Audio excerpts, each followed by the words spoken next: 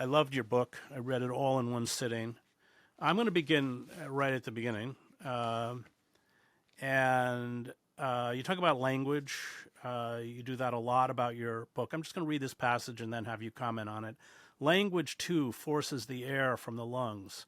Beyond the high walls and barbed wire and checkpoints that pen this place, there is the empire, and the empire as well is cocooned inside its own fortress of language, a language through the prism of which buildings are never destroyed, but rather spontaneously combust, in which blasts come and go like Chinooks over the mountain, and people are killed as though to be killed is the only natural and rightful ordering of their existence, as though living was an aberration, and this language might protect the empire's most bloodthirsty fringe, but the fringe has no use for linguistic malpractice. It is instead the middle, the liberal, well-meaning, easily upset middle that desperately needs the protection this kind of language provides, because it is the middle of the empire that must look upon this and say, yes, this is tragic, but necessary, because the alternative is barbarism. The alternative to the countless killed and maimed and orphaned and left without home, without school, without hospital, and the screaming from under the rubble, and the corpses disposed of by vultures and dogs and days-old babies left to scream and starve, is barbarism. And just as a caveat, you and I ran straight into this buzzsaw when we were supposed to do an event together, and the organizers refused to allow us to use the word genocide in the description of the talk. But you make this point, I think, very presciently about language and the way it serves as a kind of buffer or a mask from reality, especially vis-a-vis, but not explicitly, not only, but vis-a-vis this genocide. Can you talk about that? Yeah, thank you very much for having me. First of all, I really, really appreciate it. I've been a long time reader of your work. Um, a very long time ago, I was reporting in Guantanamo Bay, um, in the prison camps there, and they were giving us a tour of the place. And I asked a question. I asked something like, so when do the prisoners?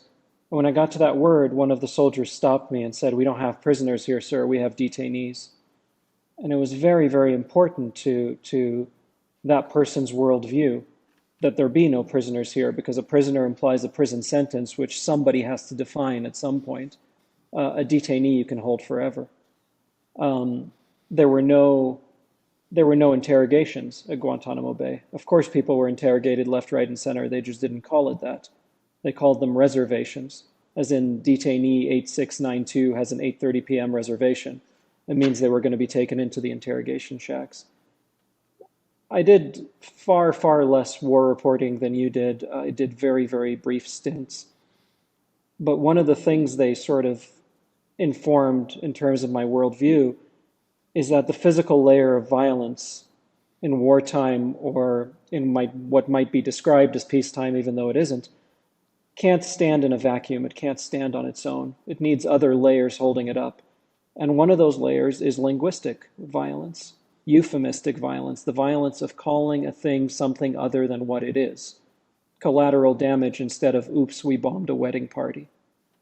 Um, and that you see, I mean, in varying degrees of intensity, particularly over the last 25 years or so.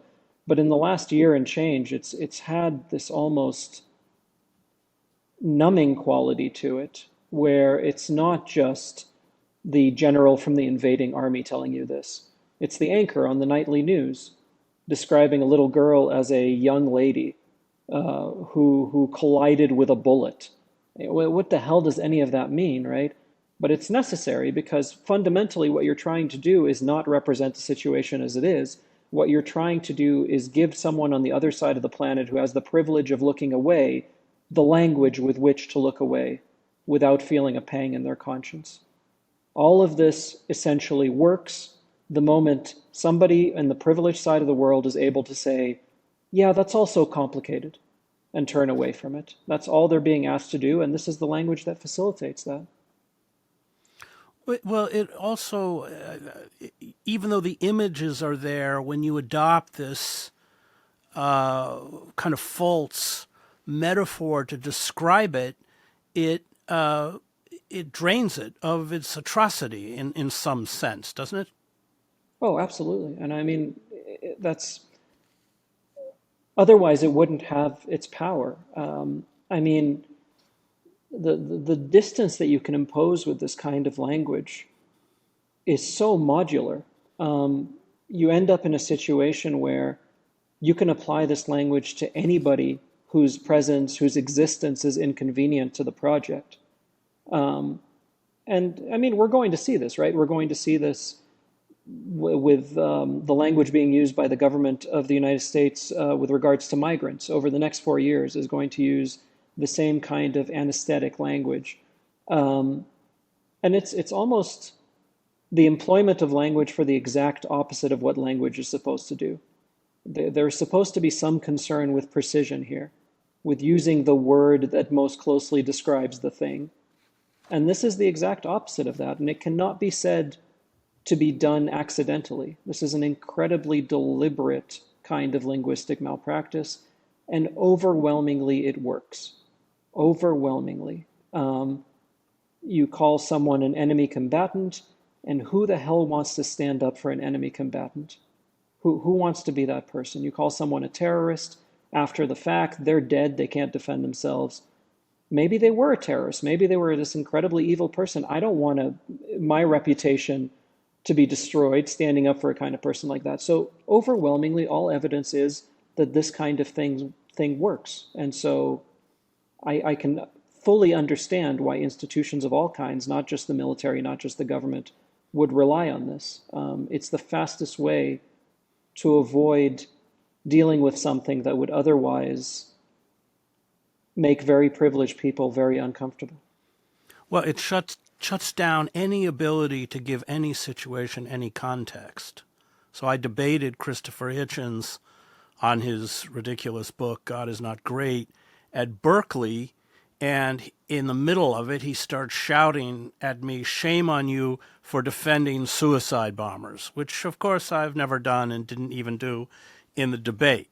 But it becomes, if there is no context, then whatever happens, like on October 7th, becomes not only incomprehensible, but the people who carry out something like that after 16 years of being locked in a concentration camp, they become incomprehensible.